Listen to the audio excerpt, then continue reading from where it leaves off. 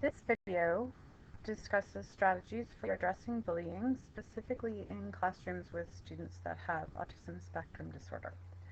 So I have created a flow chart of ideas that should be discussed and consider when addressing bullying, and in fact before bullying occurs, in order to reduce the likelihood of bullying.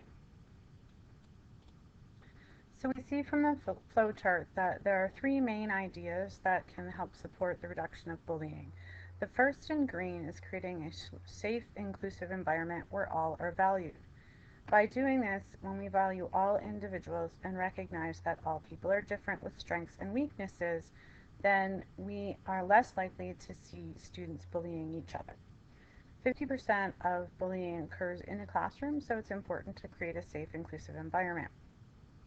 Another thing that can help create this safe, inclusive environment is to teach listening and communication skills, as when students feel that they are heard or feel that they are being listened to, then they are less likely to feel that they are being bullied. The expectations that we have for the classroom should be communicated with the parents, and they should be informed that they can expect a dialogue regarding any difficulties with working on a safe, inclusive environment. So if we have students who are not acting as a team, if we have students that are uh, making behavior which can be challenging for others, then we can expect parent communication. Including making a safe, inclusive environment, we need to build the community. So this could be community building through icebreakers, it could be through play, and it could be through building community through the other parts of the school, other classrooms, groups, etc. So one thing is to develop peer leaders. Those are peers who will actively invite conversations or interactions with students who are socially quieter. And along with those peer leaders, we can invite those individuals or others that are positive to supervise break locations for things like gameplay. Those are things that we can do to create a safe, inclusive environment. Also, in order to address bullying, in particular for students with autism spectrum, on the autism spectrum, we need to teach the students to recognize friends and to differentiate between people that they sit near or regularly interact with from classroom prompts to actually recognize them as friends. And as was suggested in understanding experiences and reactions to bullying experiences in boys with autism spectrum disorder, we need to teach them self-protection skills.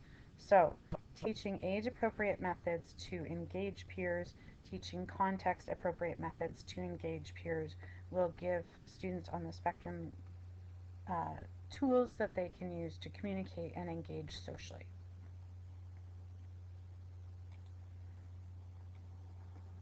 Finally, if bullying is occurring, we need to make sure, first of all, that we have a consistent definition of bullying.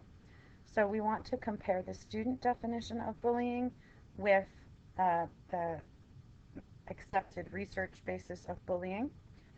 And the reason we want to compare that is students may misperceive an action as bullying. And here we have two examples. Perhaps the student says, boy X took my toy. Boy X was attempting to instigate a peer interaction, and Boy X was not attempting to make you feel sad or angry. So having these examples of where they might be perceived as bullying, but actually it's an attempt at social engagement, that's important. We also have an example here where girl Y did not respond to me when I stood near her. We know that students on the spectrum have difficulty communicating and so may not initiate a conversation well. And so we need to have the skill to recognize that just because they haven't initiated the conversation, that doesn't mean that that person was ignoring them or using their power to make the individual feel poorly about themselves. So in this case, girl Y is focused on her schoolwork and didn't notice your presence. She was not attempting to make you feel sad or angry. And we've looked at that one. So if we agree then that bullying has in fact occurred, then we need to have some strategies to address the bullying occurrence. So some things such as a direct response to the bully, I don't feel, please don't do that, would be important. We can use the app called Take a Stand Together to role play about bullying in a bullying situation and what options we have. We can make an alternate workspace available as an option. So if we're consistently having negative reactions to perceived bullying, such as anger, wanting to hit, having difficulty controlling our emotions, then an alternate workspace is an option that can be tied then also to using calming strategies. Um, Also, we want to make sure that the parents of the bullied and the bullier are going to be contacted so that we know that the expectation is the same for everyone and that these occurrences of making someone feel negative are not just swept under the rug. And here we have the optional supervised break location. Again, a lot of data says that when times like lunchtime and break occur, that's when most bullying is happening. So if we can provide an optional place for students to go where they can have a respite from bullying, that's a nice alternative.